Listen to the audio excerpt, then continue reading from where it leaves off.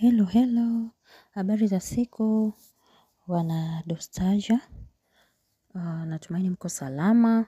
Karibuni tena kwenye chaneli yetu. Mweze kujifunza na kupata dondoo mbalimbali kwa ajili ya malezi ya watoto, ushauri ukiwa mjamzito, na mambo mengine muhimu ya kijamii. Karibuni sana. Tupate leo dondoo kidogo kuhusu umuhimu wa maji kwa mtoto. Nikisema umuhimu wa maji kwa mtoto, hapa nitawaelezea umri ambao mtoto anatakiwa kupewa maji. Mtoto chini ya miezi 6 hashauriwi kupewa maji, kwani maziwa ya mama yanamtosheleza. Maziwa ya mama yana maji ya kutosha. Kwa hiyo mama anayenyonyesha anapaswa kunywa maji pia ya kutosha ili yaweze kumtosheleza yeye pamoja na mtoto. Lakini maji ni muhimu kwa mtoto anayeanzia miezi 6 kuendelea. Na wakati sahihi wa kumpa mtoto maji ni kipindi hicho, kwa sababu hicho kipindi anakuwa anaanza kula vitu vingine. Lakini akishafikisha huo umri wa miezi 6, maji yanayotakiwa kuanza nayo kunywa sio mengi ya kutisha. Sio yale maji mengi sana. Takiwa kuanza kunywa kama mililita 60 mpaka 120 kwa siku. Kwa hiyo ina maana unatakiwa pia, ni vizuri sana ukimhifadhia maji yake kwenye chupa yake safi, ili uweze kuwa unajua amekunywa maji kiasi gani. Chukua chupa yake safi, mtunzie maji yake. Wakati anataka kunywa, mmiminie kwenye chupa yake ya maji ya kunywa ambayo kama zile chuchu. Atafyonza, lakini utakuwa unajua amekunywa mililita ngapi. Hiyo inakuwa vizuri kuweza kucontrol au kutokumzidishia maji mengi. Lakini pia kama mtoto anapata tatizo la kukosa choo, hakikisha unampa maji. Angalau kuanzia mililita 120 mpaka 240. Hapa naongelea watoto wa miezi 6 mpaka mwaka. Kuna watoto wengine pia unakuta wanapenda maji zaidi, akatamani kuendelea kunywa maji, usimnyime. Lakini kuna wakati sahihi wa kumpa maji. Usimpe mtoto maji ya kunywa wakati anakula. Hata kula chakula atakushiba maji. Hicho unatakiwa uzingatie. Kwa sababu kama mtoto hapati maji ya kutosha, mkojo wake utaona unakuwa ule wa njano iliyopitiliza, na pia utakuwa na harufu. Kwa hiyo wazazi tujitahidi na walezi, mtoto kupewa maji safi na salama na yaliyochujwa vizuri. Umri huu watoto maji yao tunayatengaga. Hupaswi kumpa yale maji ambao watu wazima wanakunywa, hata kama mnayachemsha, lakini treatment ya maji ya mtoto wa umri huu inatakiwa iwe special. Kwa sababu wanakuwa ni rahisi kupata magonjwa. Kwa hiyo inabidi mnayatreat maji yake vizuri, mhakikishe ni maji safi na salama, sio yaliyotunzwa tu ovyo. Kwenye kumpa mtoto maji ya kutosha, asishibe maji. Hakikisha anashiba chakula, baada ya muda ndio utampa maji. Ama atakunywa maji kabla ya kula, kae kidogo hata nusu saa, lisaa, ndio apewe chakula. Usimpe mtoto maji na chakula pamoja. Hilo nasisitiza. Na wale watoto wanataka kila kijiko kimoja apewe maji ashushie. Hiyo sio sahihi kwa afya, hata kwa mtu mzima sio sawa. Japo tunafanyaga hivyo, lakini sio sawa kiafya. Ukiona mtoto hapendi maji, unaweza ukamsaidia kumchanganyia kwenye juice, ukamsagia matunda, ukaweka maji hapo kidogo, lakini usiache kumpa maji kabisa. Jitahidi aweze kuyapenda maji.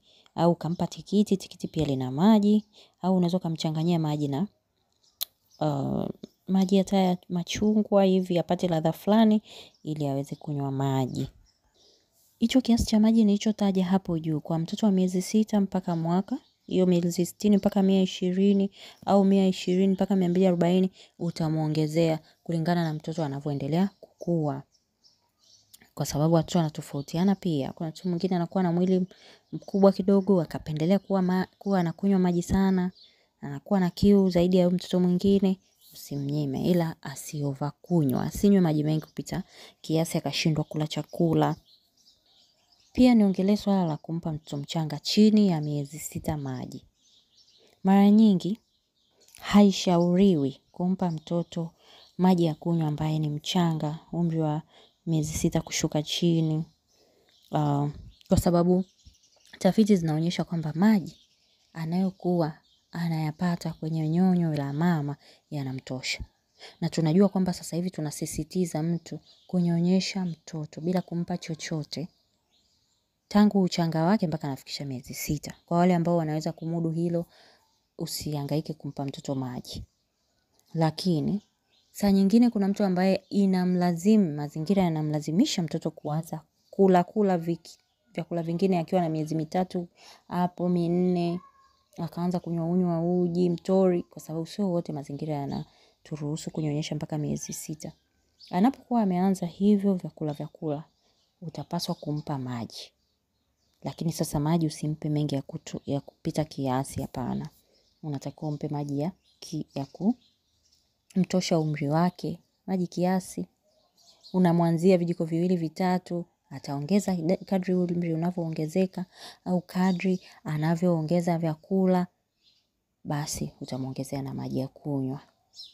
Na wakumbusha, msisahau kusubscribe, kushare na wengine. Kuna link ziko kwenye baadhi ya topics, kuna group unaweza kujoin, kule utapata ushauri mno.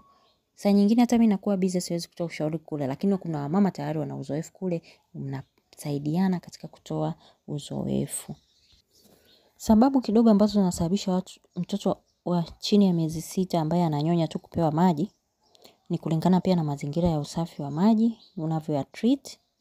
Ndio maana mwanzo nilisema pia kuyatunza maji yake vizuri na kuyachuja kama yamechemshwa. Kwa wale wanaochemsha, hakikisha maji ya mtoto yanakuwa ni special, yanatunzwa kipekee. Hilo pia linasababisha wataalamu wanashauri mtoto asipewe maji ya kunywa, kwa sababu kwa umri wake huo wa uchanga mpaka miezi 6 anakuwa bado kinga zake za mwili hazijakomaa. Kwa hiyo kidogo anaepusha ile kuweza kupata magonjwa mbalimbali. Lakini pia wanashauri kumpa mtoto maji kwa sababu saa nyingine mtu anaweza kaa anampa mtoto tumbo linajaa maji badala ya kunyonyesha.